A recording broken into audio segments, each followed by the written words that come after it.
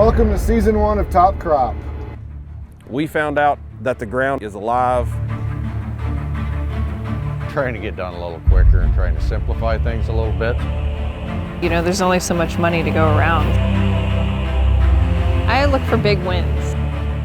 Yeah, we're actually pretty happy with this field because if you're not from our area, but most people know in the Midwest there was a pretty pronounced drought, especially in June and August. July we got a little rain, but in August, that's when everybody knows you got to have rain for beans, right? And we basically didn't get any. Basically make the seeds bigger or fill them, yes. So overall, guys are saying that a little better than expected, but they weren't expecting real great, right? So I'm gonna call it kind of an average crop, but these are above average what we're doing here. So average historically, but what we've come to become kind of accustomed to over the last, I don't know, 3, 4, 5 years maybe, are bigger bean yields. And most of the fields haven't been getting those big yields, you know, the 80s and 90s and 100. This field we just did 3 yield checks in and we were 90 plus, I think 93 or so on the best one, I believe. So pretty happy with these. Glad I had some that are that good in these kind of conditions. I haven't heard of any other in the area that are approaching that. Heard some 60s, you know, maybe a 70 or something, but that's kind of the high end. Heard down low of some 40s.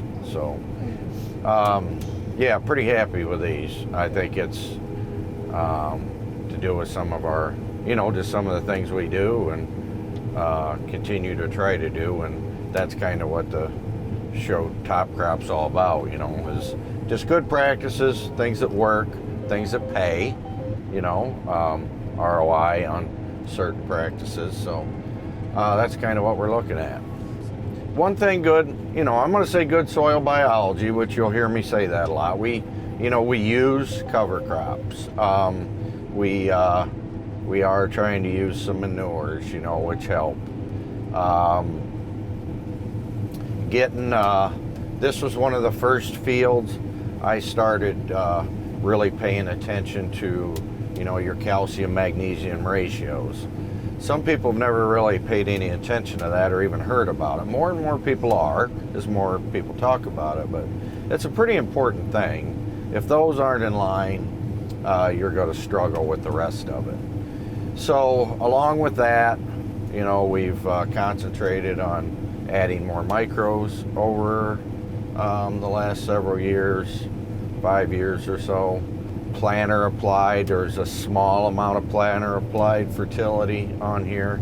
We just did a check on, we're putting down just a little bit in furrow, and by a little bit I mean just a gallon and a half of a starter, a low salt, very low salt starter, but then we're also using a humic product, and we had Terramax in for an inoculant. And those are the main 3 products in there, and then some water, you know, just as carrier, because we're only talking a couple, you know, maybe a couple gallon of actual product. And probably added another 3 gallon of water or so to that. Between all those, looks like I did a replicated thing a little bit ago, a solid 4 bushel. 4 bushel is $50 pretty much any day of the week. Cost on what we used, I don't think it's over $15, somewhere in that neighborhood. So pretty good win there. But even without that, you know, we would have had, let's say 85, 86, 87 bushel beans, which are still great, but as long as you're doing it, if you can pick up a couple more bushel, you know, why not? So farm has decent fertility, you're not going to get those kind of yields without, you know, some fertility. So, and that's just, you know, what we've done to it over the years. So I guess that would be the roundabout answer of half a dozen different things we've done. Well, beans aren't awesome right now. I mean, we're not selling them right now, but I said like $12.50 times 4 is $50. Soybean prices now aren't awesome. $12.50-ish. They're actually a little lower than that, to tell you the truth, with basis. I don't think you could get 12. But I mean, we don't sell right out of the field. We store. Another thing we should talk about, having your own grain setup. We can store all of our corn and all of our beans, and that enables you, you know, obviously to market throughout the year. And it's not marketing as a two phases. You know, you have your basis and then your sheer price. Well, you always gain considerably on your basis by not selling during harvest. I guess bring it in here, Scott. Come on down to me. So between you know, pricing at a different time when the market responds to whatever, right? It always does. Every year there's something.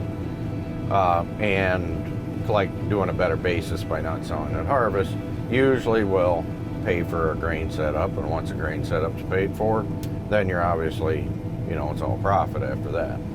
So top crop, we're trying to talk about things that make money. One of the things that makes me money is having my own grain facility. Also, just harvest-wise, we don't have to wait in lines. We just go and dump, and the truck's back, more efficient, you know, those other things also. Sometimes you can find an old bin on a farm, you know, or get started, or, you know, the best thing is just to have a setup at your home base, but, you know, and you can always add to it. You know, if you start with 50%, and then just get, you know, with the mindset that you're going to keep growing, it's not a bad way to do it. In the past 3 years, we're 365 GDUs behind schedule. So that is one of our concerns here. You know, if we don't have solar, we don't have GDUs, we don't have photosynthesis, we don't have energy into that plant. So that's where, when you guys approached about Architect and being able to add that on at that V5 time frame, I was really excited for it. Definitely looks like it's doing its job here. I'm excited to take it to yield and see if we can't get it on every acre next year. Fungicide we're using is Veltima, because our 3rd year with it. It's been working great. There has been some tar spot already spotted in northern Ohio. Normally we've already flown all this corn, but we was able to wait until July 26th today. It's already past blister stage, starting to fill out already. Clearly we've been able to keep disease pressure away, and Veltima should protect us all the way through the rest of the season. We've really been fine-tuning our in-furrow program over the past couple of years and running some products that are really making a difference with this early season root growth. So we love our Pivot Bio, using that product #1, and then we're adding some things to not only feed that Pivot Bio, but feed the corn plant as well. So some sugar sources, a carbon source, just trying to get these little plants off to the best start we can get them. Yeah, go ahead. I have a bad shipping issue with this thing. That's not good. I would, if you can get somewhere you can stop, shut it off, you know, restart, see if that does anything. I was gonna say, you could, where are you at?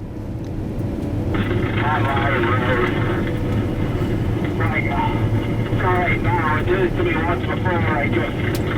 It's always when I'm going uphill and I'm passing, so I can't hardly. Hey, well, you said it's all right now, but you get in the yard, shut it off. I don't know. It's losing like what? Not like power or what? Losing what? Okay, that doesn't sound like something that's happened before. you got it in the right drive thing and everything. I mean, you know, you're all that. You know, you. All right. Well, what about you coming out here and running this, finishing this while I go? Ain't a hell of a lot left. Right, and there's nothing down there, I suppose, huh? To drive back. Yeah. All right, well, just unload. Call me when you get done. Okay, so it's your call. If you want me to stop in here, I can. I would start, you know, you can just like leave the area the truck's at, you know, on the end rows. You can do from there, like, I guess start on the, you could do the end rows on the south side and you know, along both ditches, and then work over from the west side going east then with your line. Okay. Should be able to use the same line that's in it already, I think. You said that, but I kind of agree with you. We'll just see how it works. Yeah, you can. Yeah, it'll be fine. You know, talk a little bit about our fungicide program, which we bounce around a little bit on that, trying to, you know, sometimes we'll mix and match things. Fungicides are stable for us, corn and beans. I wouldn't say they pay 100% of the time on every acre. I'm sure they don't, but they definitely pay 100% of the time on average. So we use it on every acre, and you know, at times there's big payoffs for sure. So that's what we're doing, fungicide, using on both corn and beans. Big believer in it. Corn, you know, your standability issue with corn is becoming such a problem, especially like with tar spot, which we have in our area. If that gets a hold of you, you know, it cannibalizes the plant, and more than likely your corn's got to go down before you can get to it. So as far as an ROI, that's what we're talking about in top crop. Fungicide is definitely one of those for us. We really didn't, this year, we really didn't have any early, and that was mainly because of the drought. Okay, you know, you kind of need a moist environment for tar spot. The last several weeks, we started getting some rains, and they were a lot of 2 and 3/10thers, but fairly often, so wet mornings, some foggy mornings. So I don't know, I noticed 10 days ago, some of the corn has tar spot in it. It's not yield limiting at all at the stage that it got it, but what it still can do is, you know, if you didn't get to that corn and harvest it timely, it will still degrade that stalk. And that's something people gotta, you know, you gotta think about that also, not just the yield with it. And obviously if it goes down, there would be a yield hit. So the least amount that you can have, the better off, you know, to keep, what do you want to call it, a population down, you know. So yeah, it keeps coming back. It's a gift that keeps on giving. Yeah, I mean, it depends on the severity and the year. Now, if it's a year where it's, you know, we're going to have tar spot issues, we've had that kind of weather, lots of times I will make a second application. I got to take this. Farmers deserve a nitrogen that works as hard as they do, one that stays with the crop until the job is done. It's time to turn to a better nitrogen with Pivot Bio.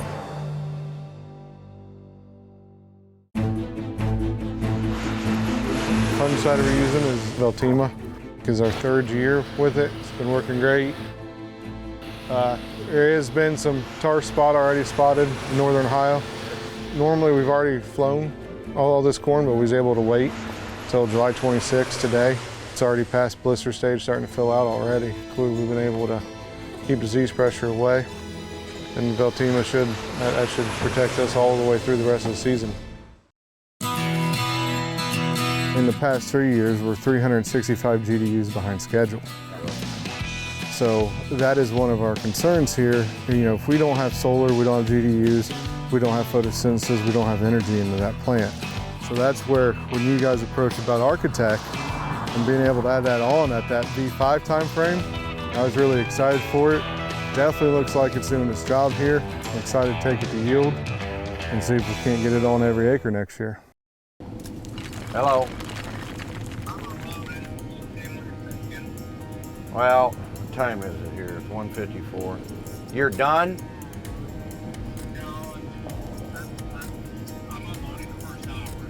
Well, I gotta go like in 5 or 10 minutes. And I only have a half hour out here probably, or a little more, so probably isn't worth trying to rush everybody to get that done. Okay, I'll make probably one more round anyway. So just unload it. Tim's drilling, he moved over here to this field. Something else we need to do, you can do one of two things. You can either come out here and switch with Tim, or we got to move about 5 loads of corn out of that bin into the first bin because of a hot spot in there.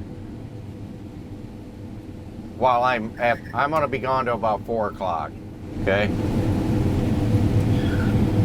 All right. Well, being I know how to run the leg and stuff, I probably should do that. Okay. I mean, he's bordering it. He seems to be all right here. Tim does. All right. Okay. The strip tiller rig's only got 9 rows. The what? The strip tiller thing, it's got 9 rows. I know it overlaps one, which you would either run it that way or you take 2 off.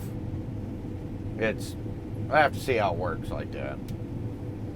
They built it to actually overlap one, so you're overlapping in one, because it's designed to not go down the row. It's designed to go in between the row like a cultivator when you are, if you use it in crop, I guess what I'm trying to say. And then if you use it in the fall, then you just use it like normal. Okay? Okay. I'll explain it. Yeah, I think I get it. All right, okay. Okay. Yeah. Dan Luepkes here with Top Crop. 2023 season. We did something we haven't done before, which is kind of my motto lots of times. I had a couple 100 acres of wheat this year, and I haven't had wheat in a long time. Never really liked wheat. Don't think I was really that good at growing it. Probably because I always put it on poor ground and didn't pay that much attention to it. But guys are getting some pretty good wheat yields around. You can grow real good wheat in this area, so I decided to try some. But it was on some highly productive ground. This is on a drip irrigated farm that we have, and I didn't know if I could make enough income with just wheat on there compared to, another crop. So my plan was to try to double crop beans after the wheat. We're too far north to pull that off most years. A lot of guys have tried it over the last 20 years. Very few successes. Rarely they're combined. If they are, they're, maybe 15 bushel, maybe 20. But I thought, well, I'll try to put in an early wheat. We'll plant them the day we're combining, or the day after. If things work out, this is irrigated, we could keep some water to it later. So I thought, what the hell, we'll give it a try.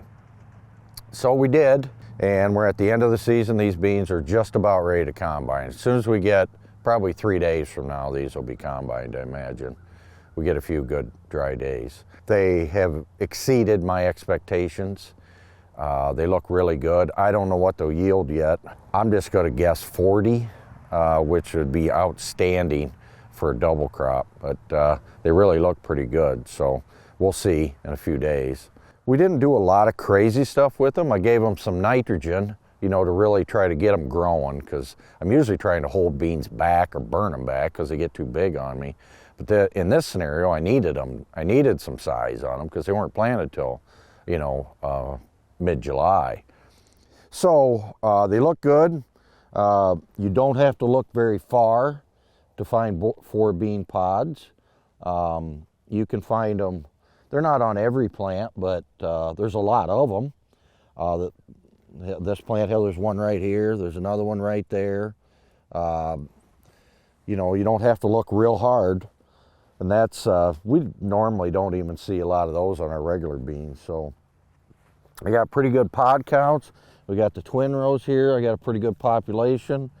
Not every pod is filled all the way out because of the lateness of them. You know, we did get a frost and killed them off. But there's also, you know, plenty of beans in there. So, I mean, that's one of the 4 beans, or is that the 3? That's a 3 there.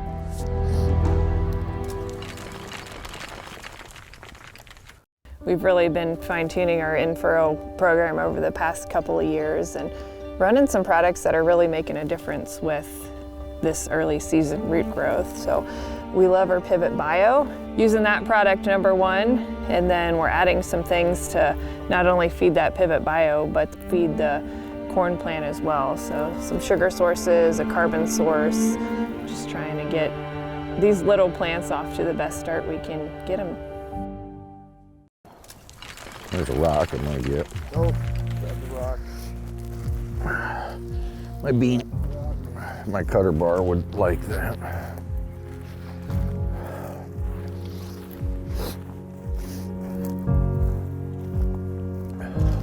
You know, they're beans. You know, they're gonna make something. So I'm saying they're gonna make about 40. You know, that's one pod. About 40 bushels. So anyway, we'll report back here after they're combined and kind of let you know how that goes. And next year, which I talked about on another spot here, is we're actually kind of advancing this theory and going to go with a relay cropping system, which is where we're planting the wheat in the fall, which we already have done, in rows, and then we're going to come in and put beans with, like every other row, or interseeded within those rows or alongside those rows of wheat. Really excited about that. We'll be showing you that through next year. So probably the biggest relay system with wheat and beans. One of the biggest challenges, looks like to me, you know, is harvesting. But as Jason Mock has shown on a lot of his stuff, is they make these poly plates. You bolt on a head that push the beans down, and you know, you come across the top and cut the heads off on the wheat. So it'll be interesting to try that the first time. I don't know if you guys have watched me in the past, but I bought an old 7720 John Deere combine just for kind of somewhat nostalgic reasons, because I used to have one. But I also had in the back of my mind that I wanted to do this relay cropping system, and that little combine will be perfect for taking this weed off. You know, I'll buy a head for it, and it'll be just fun to run. So stay tuned to Top Crop, the different ideas that we kind of try and come up with. Top Crop's all about ROI and trying to make a little more money. And in my area, double cropping like this is, like I said, not really done very much.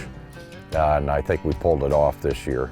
I actually double cropped 100 acres of corn also, planted in mid-July, that we made silage out of, and it didn't turn out too bad either. So worked out pretty good. Stay tuned, we'll talk to you later.